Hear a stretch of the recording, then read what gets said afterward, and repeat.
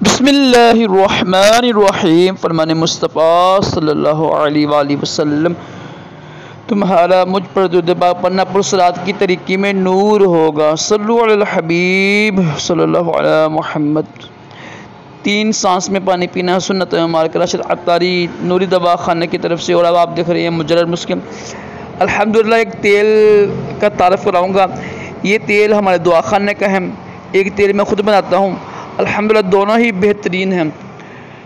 ये तेल आपको मिलेगा 1000 रुपये का। ये 130 ml है, यानी 130 ग्राम है।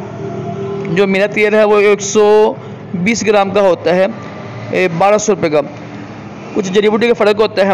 अल्हम्दुलिल्लाह जो ये तेल है बालों को गिरने से रोकता है, बाल झड़ते नहीं, बाल मजबूत होते हैं, लंबे होंगे इंशाल्लाह। अगर वक्त से पहले काले सफ़ेद हो रहे हैं तो इंशाल्लाह काले भी होंगे। तो मंगवाने का तरीका यही है कि 250 रुपये लगता है पार्सल का, और 1000 रुपये का ये है।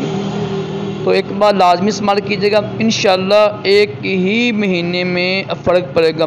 अल्लाह पाक हम सब को तमाम जिस्मानी रूहानी बीमारियों से महफूज रखे। सल्लल्लाहु अलैहि हबीब।